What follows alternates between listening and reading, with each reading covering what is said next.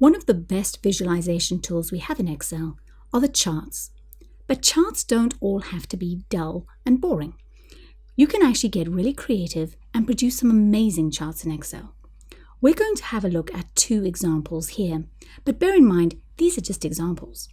The first one we're going to look at is this percentage dial, and then we're going to look at how to create a gauge chart, or a speedometer if you prefer. So let's start with looking at how we can present our resolve rate as a dial rather than a dull box. Coming back to our calcs,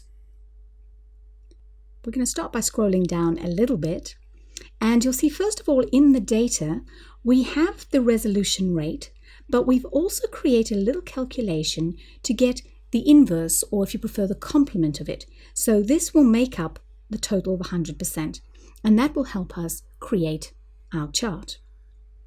Now we're going to start by clicking in a blank cell, and then we're going to come to Insert, and the chart type we want is a donut chart. So insert your donut chart, and now we're going to manually go and add the series we need. And the first one we want to add is actually some background. So we're going to click Add, and I'm just going to call this Background. And then all we want is 20 ones to make up that little background grid. And to make life a little easier, I've actually popped them in the workbook, but you could manually type them in here if you wanted. Okay, I'm just going to say OK so we can now go and see what this looks like and make a few changes to it. So that's our starting point, but obviously we want these all to be the same color. So I'm going to click on the series, come to my Format, come to Shape Fill, and choose my color. I'm also going to get rid of this heading and get rid of my series. And then one really useful option is you can actually change how thick the ring is by changing your hole size. So I'm going to click on my series, and I'm going to right click and Format Data Series to bring up my format options. And you'll see the donut hole size is 75, but I'm going to change that to a 65. And finally, I'm just going to resize this so it will fit nicely on my dashboard. And I've worked out that 4.5 works quite nicely. At this point, if I was creating multiple versions of this chart, I would copy this. So I'd create the other 2 so that I didn't have to redo this background over again. The next step, though, is to add the foreground. And what I really want to do is where they have achieved the value, I actually want to see the background. But where they haven't, where there's still more to go, I want to see it semi-transparent. So I'm going to add another donut chart on top of this one. Let's see how it's done. Coming back to Design, we're going to click Select Data again, and we're going to add another series. The series name in this case is going to be my resolution, and my series values are going to be the resolve rate and the inverse. And then I'm just going to say OK. So you can now see the rings it's created, but I'm going to want to change the fill. So I'm going to click once to select the series and a second click to select just the values I want. I'm then going to come to my fill, and for this one I'm going to choose no fill. Then my smaller amount, the amount I haven't actually achieved, I'm going to change the fill color to white, and then I'm going to change the transparency to 25%. It's hard to see at the moment, so the next step is to come up to change chart type. We're not actually changing the chart type, we're just putting it on a secondary axis. And in other versions, you may find it easier to right-click secondary axis, or we're just going to click OK. That's simple. Now with a couple of little tweaks, so let's just come up and make sure that there's no chart fill and that there's no outline. We're now ready to put this on the dashboard. So I'm going to copy that, come to my dash, and just for a moment I'm going to pop it over here. Before I'm going to put it on here, I want this to be formatted the same way as I've done with the other values here. So I'm just going to click on one of those. You can see it's the same shape, I've just made it no fill. So I'm going to click my Format Painter and click on the shape. I can then grab my donut chart and and position it nicely over the value. And I'll obviously use my alignment tools to get it properly lined up, but that's pretty much what we're looking for. Now, the next chart type we're going to look at is what's called a gauge chart, or sometimes a speedometer, and that allows us to actually see an improvement or a decline in a certain metric.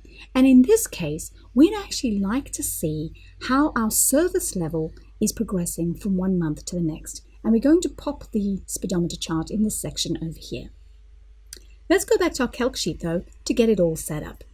We're going to scroll down now to row 43, and the first thing we need to do is set up our data. And again, we're going to have a background, and then we're going to impose our series on top of that. The background can be anything you like. So if you want to see it going up in quarters, you could go for 25%. We actually want to see it going up in thirds. So to make life easy, I'm just going to say 100% divided by 3, and then I'm going to copy that down. But with a speedometer, I actually only want to see half a circle. So I need to somehow balance this out, and I'm going to do that by adding up all of these values to get my other 100%. And this will form the bottom half of the circle, which I'll just make no fill. Now we want to calculate our pointer. Now the pointer is going to be the percentage amount it's actually got to, and in this case we're looking at the selected month and we're looking for service levels. I'm just going to scroll up slightly. So this is the value we want here. So I'm going to type equals and click on our service level and enter. That will get us to the correct place, but I now need a tiny little dial so I can actually see it as a dial rather than a great big chunk. And for that, I'm just going to put 1%. Don't want it to be too thick at all. And finally, I need to balance out the rest of the chart. And we've established that our chart is actually 200% round. So we're going to have 200% less whatever our service level is, less our pointer. So now our data's set up, we can go about actually creating the chart. I'm going to start by selecting our background values, and again I'm going to use a donut chart. This time, however, I need the hole to be quite a bit smaller, so I'm going to come to my series options and I'm going to change the hole to 50%. You'll notice, however, that it's unfortunately putting it round the side, and we actually need that all to be rotated backwards through 90 degrees. And the trick to doing that is, again, in our series option, we're going to change our angle first slice to be 270. And now it's looking pretty good. Okay, let's make some changes to the colors. So I'm going to come up to Format, and first of all, I'm going to start by removing the outlines. So no outline on any of those. Then I'm going to single click on my first segment and choose a fill. Usually I recommend theme colors, but if I go for a theme color and I change my theme, my speedometer may change to a color that doesn't make sense. So I'm actually going to force the issue by selecting standard colors, which won't adapt. I'm going to go for a simple red, yellow, and green. And then the bottom section, I don't want to see it all. So I'm just going to come up to Shape, Fill, and choose No Fill. And then another quick tidy up, I'll just get rid of the chart title and the legend. So that's starting to look quite good. But that's just the backdrop. I now need to put the actual pointer on. And for that, I'm going to add another series. So once again, up to our design, select Data, and Add. The series is going to be called our pointer, and then our values are going to be the ones we calculated previously, and say OK, and OK again. Now with this series, the only bit we want to see is our dial. So I'm going to single click and click again, and I'm going to make that No Fill, and then I'm going to do the same with the other section. Then clicking on our pointer specifically, we can change that as well. So we're going to make that black, and we're going to change the border to no line. Looking a little silly at the moment, but we know what to do with that. Once again, we need to put it on a secondary axis, but we're also going to change our chart type to a pie, so we don't just get it showing over here, but it actually starts from the center. So we're going to click Change Chart Type, and we're going to change this to a pie chart, and we're going to put it on a secondary axis, and say OK. Now, unfortunately, it's lost where it's supposed to be. So once again, let's just go and adjust that to make that start at 270. And there is our gauge chart ready to go. All we need to do is remove the border and the fill and pop it onto our dashboard.